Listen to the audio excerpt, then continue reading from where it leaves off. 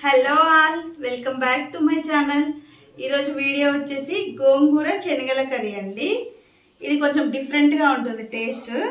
మీకు వాటికి కావాల్సిన ఇంగ్రీడియంట్స్ ఒకసారి మీకు చూపిస్తాను చూడండి.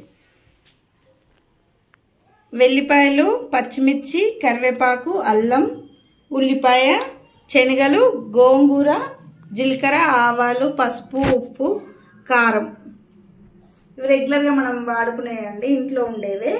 శనగలు మాత్రం ఒక 2 విజిల్స్ తీసాము, కొంచెం సాల్ట్ వేసేసి 2 విజిల్స్ తీసాము. నైటే నానబెట్టుకున్నామండి శనగలు అనేవి.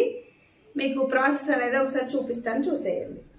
ఒక ప్యాన్ పెట్టుకొని ఒక 2 టేబుల్ స్పూన్ల ఆయిల్ పడుతుందండి. పసుపు, నెక్స్ట్ పచ్చిమిర్చి, కరివేపాకు, ఎల్లిపాయలు ఎక్కువగానే పడతాయండి. నేను ఒక గుప్పెడు వేసాను.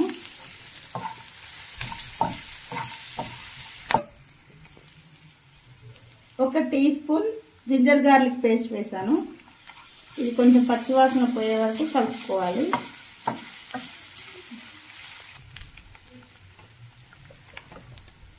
గోంగూర ఒక కట్ట తీసుకున్నామండి, మీడియం సైజ్ది.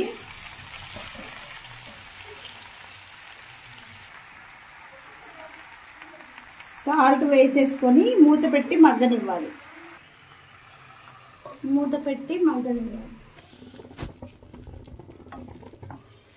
చూడండి, మొత్తం మగ్గిపోయింది.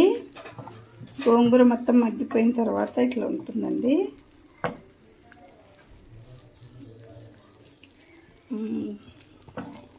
ఇలా మగ్గిన తర్వాత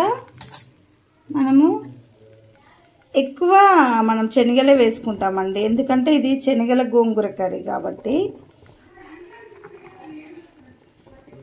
అసలు మస్తు టేస్ట్ ఉంటుందండి.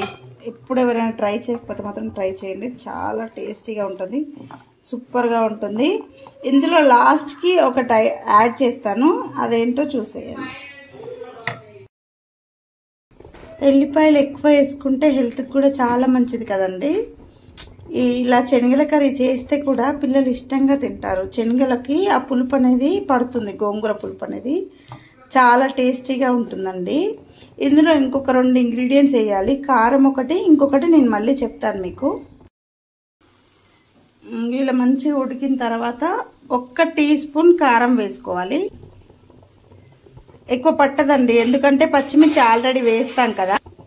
నేను లాస్ట్కి చెప్తానని చెప్పాను కదా, ఇదే అండి జీలకర్ర మెంతుల పొడి. ఈ పులుపును అనేది బ్యాలెన్స్ చేస్తుంది, టేస్ట్ కూడా డిఫరెంట్గా వస్తుంది టేస్ట్. ఈ కొంచెం ఒక 1/2 టేబుల్ స్పూన్ జీలకర్ర మెంతుల పొడి వేసేసుకొని ఒక 2-3 మినిట్స్ అలా ఉంచేసుకొని దించేసుకోవడమే అండి. ఈ రెసిపీ మీకు నచ్చినట్లయితే మీకు నచ్చిన వారితో షేర్ చేసుకోండి. ఎప్పుడు ట్రై చేయకపోతే ఒకసారి ట్రై చేయండి, చాలా బాగుంటుంది. Please like, share and subscribe to my channel. ఈ విలువైన సమయాన్ని మా కోసం కేటాయించినందుకు చాలా థ్యాంక్స్ అండి.